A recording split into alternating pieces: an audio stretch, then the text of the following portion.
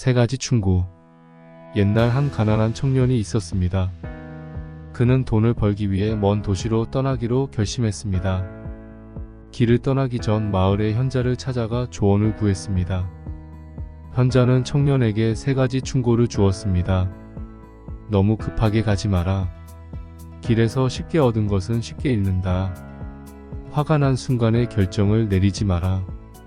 청년은 이 충고를 마음속에 새기며 여정을 시작했습니다. 첫 번째 충고, 너무 급하게 가지 마라. 청년은 여행 도중 어느 숲에 이르렀습니다. 날이 어두워지고 있었고 멀리 불빛이 보였습니다.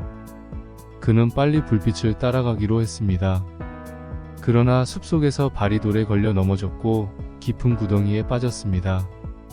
그때 현자의 첫 번째 충고가 떠올랐습니다.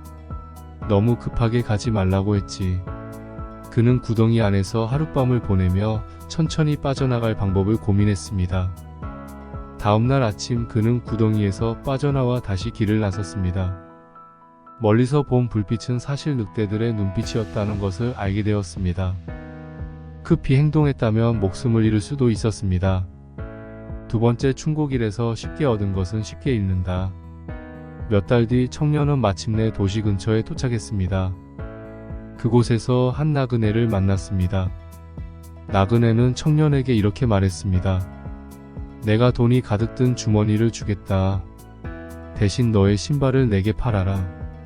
청년은 그 제안을 받아들일까 고민했지만 현자의 두 번째 충고가 떠올랐습니다. 쉽게 얻은 것은 쉽게 잃는다. 청년은 주머니를 받지 않고 자신의 신발을 지켰습니다. 이후 그는 나그네가 사실 도둑이라는 것을 알게 되었고 신발을 잃었다면 험난한 길에서 큰 어려움을 겪었을 것임을 깨달았습니다. 세 번째 충고, 화가 난 순간에 결정을 내리지 마라.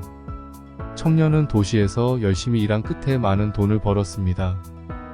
돈을 벌어 고향으로 돌아가려던 그날 도시의 한 상인이 그에게 크게 화를 냈습니다. 상인은 청년이 물건값을 제대로 치르지 않았다고 주장했습니다. 청년은 억울한 마음에 화가 나 상인과 다투고 모든 돈을 쏟아붓겠다고 생각했습니다. 하지만 곧 현자의 세 번째 충고가 떠올랐습니다. 화가 난 순간에 결정을 내리지 마라. 청년은 상인과의 다툼을 멈추고 잠시 마음을 진정시킨 후 대화를 이어갔습니다. 상인은 자신의 착각이었다며 사과했고 청년은 돈을 모두 지킬 수 있었습니다. 청년은 현자의 충고를 따라 무사히 고향으로 돌아왔습니다. 그는 마을 사람들에게 자신의 이야기를 들려주며 이렇게 말했습니다. 충고는 단순한 말처럼 들릴지 몰라도 올바른 선택을 할 수 있는 나침반이 됩니다. 교훈. 서두르지 말라. 급하게 행동하다 보면 상황을 잘못 판단해 실수를 저지르기 쉽습니다. 때로는 멈추고 천천히 가는 것이 더 안전한 길일 수 있습니다. 쉽게 얻은 것은 가치가 적다. 노력이 없는 보상은 지속 가능하지 않습니다. 얻기 쉽고 빠른 길을 찾기보다는 꾸준히 노력해서 얻는 것이 더 중요합니다. 감정에 휘둘리지 말라.